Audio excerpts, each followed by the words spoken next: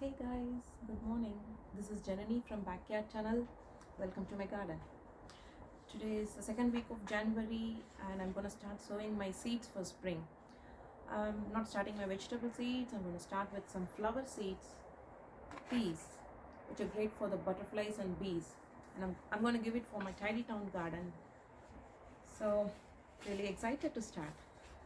So I'm going to show you some fancy equipment that I use for sowing seeds, and also I will show you the simple ones which you can use from your home. So what I have here is called a windowsill propagator. It's a heated propagator. You can just connect it to the power. It's got 7 containers, just enough height to start most of your seeds. So each one comes with a transparent lid which you can take off.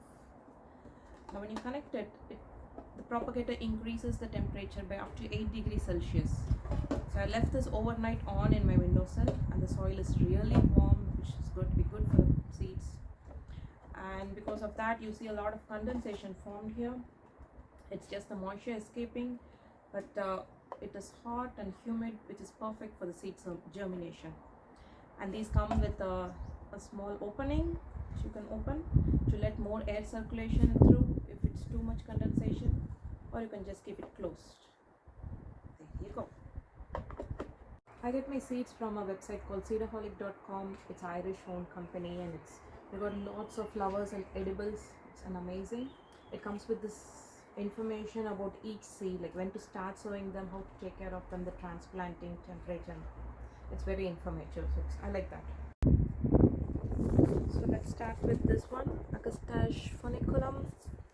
It's a very great flower for the butterflies and bees.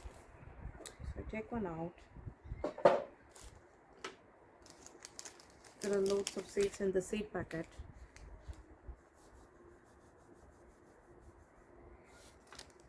See there?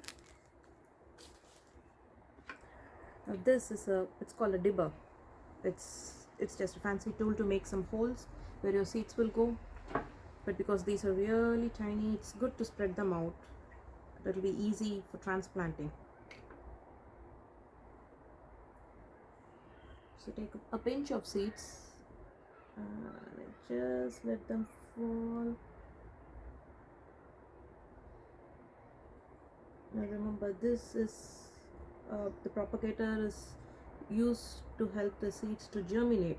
So once the seeds get a pair of true leaves, which is the second set of leaves, you will have to move them to bigger pots. You'll have to separate them.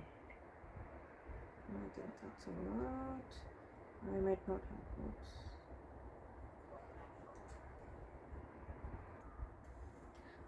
So now that the seeds are sown, we'll have to water it. So one way is just to water it with a small cup, but definitely don't spray it, because if you spray it, only the top surface is gonna get wet. You need the entire compost to be moist. So this is called watering from the bottom. Just take a shallow tray, pan, whatever. Just place the seed tray on it. See here now, the seed tray has some holes at the bottom. It helps the extra water to go out, drain out. So it's very important that your seed pots has that. Sit it there, and then in about 10 to 20 minutes, you will see moisture on the top. So that is when you know that the entire compost is moist enough.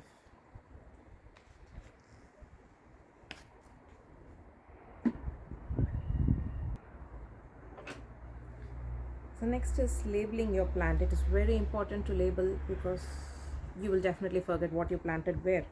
So I just write the name and I put the date, and this goes right here, and you'll be able to cover it.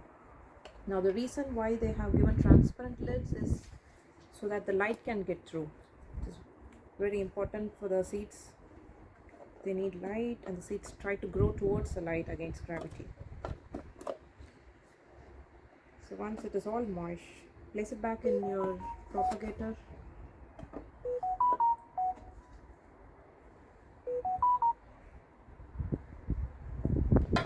There you go. You switch it on, and the germination varies from seed to seed. Some come up in like a week and some take 10 days. And the main reason for using the heated propagator is to speed up the process. So now I will show you sowing seeds without any fancy equipment. So I've just got a fruit basket. You get pears and oranges in this. It's transparent, drilled with holes already. So you take that, fill it with compost. I usually use seed compost, but I'm out of stock, so I've used a combination of some compost and vermiculite and coco peat and all that. But you can just use multi-purpose compost. So I'm going to try sowing these flowers. Got a few of these here. These are very tiny ones. So one important thing to note when you're sowing seeds is the sowing depth. You don't go very deep for smaller seeds. As a thumb rule, you can use about 1 or 1.5 times the depth of the seed size. So for they're tiny, you don't have to even make holes down there. So this is, instead of a dipper, I use a toothpick. And just sow the seeds lightly on the surface. In this particular seeds, it is mentioned that light helps in germination, so you really don't have to cover it with compost later on. The same for the previous seeds. The light helps in their germination, so I didn't cover it with compost.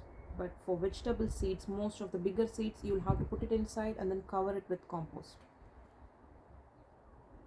So that's a lot of seeds actually for the space. I'm going to sow the same seeds also in a heated propagator. So let's see which one propagates, which one starts germination first. There we go. That's it.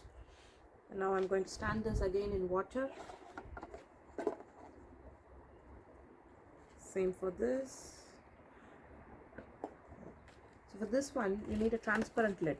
You take another box, you can put it on top of it. So now this also has holes, so you can either use a cling film to cover it, a transparent cling film. It is very important that light is able to get through the seed, or you can just leave the cling film and place it in some water. It's getting a little windy here. So I'm filling water in the tray here, so that through the holes the water will be soaked up. Remember to label the seeds, and if you don't want to use plastic, this is not single use. I use some labels for 3 years or more than that, so you can use that. But I wouldn't use the wooden sticks, because when the wooden sticks are placed in the moisture, they easily rot and the fungus starts developing. Though the fungus doesn't affect your seeds, it is not good for the soil, I would say. So, or you can just write it in a piece of paper and label it over there. So I think it's just the seed name and the date that you sowed, so that just gives you an idea of how many days it takes for propagation, for germination.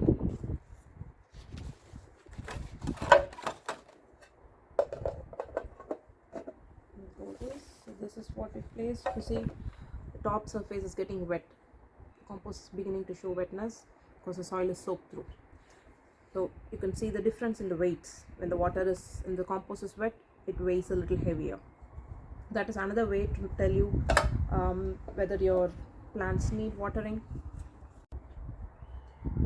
Covering the top of the seeds with a little bit of compost, not too much that it goes very deep. Just sprinkle a little bit so that the light can also get through. For this particular seed, the light helps in germination.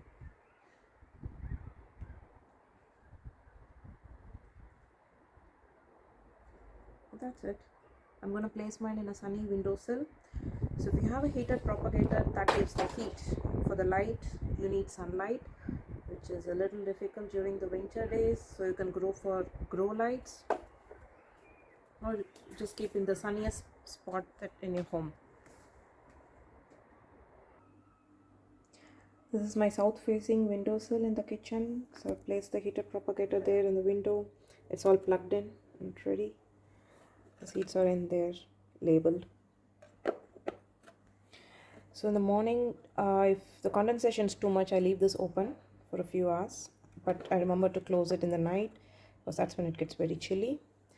And this is the one which we did without a propagator thing.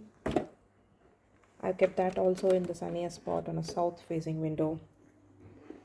Let's see. Hey guys, so that's it. You can sow seeds with fancy equipments or with stuff at home. Any pot or the yogurt tubs, you can sow seeds in any of them. But I use the heated ones to quicken the germination process, especially now in late winter. So you might also find other seed sowing kits in shops with spring coming up soon.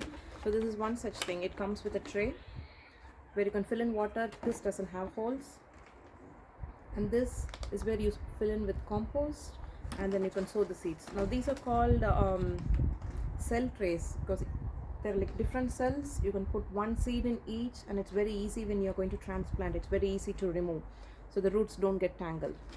But ensure that this one has holes in it. Now this did not come with holes, so I had to make holes with a hot needle, a bigger needle. So you place it there, you fill it with compost, fill it with your seeds, and it also came with a nice lid to let the light through and keep the humidity inside.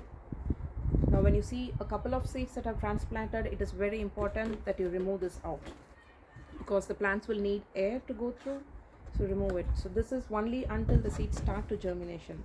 So when you see one or two seeds germinating, the others will quickly follow through if they're all from the same variety. Now this I've used last year. See this, I've named them for some alpine strawberries and broad beans that I grew last year.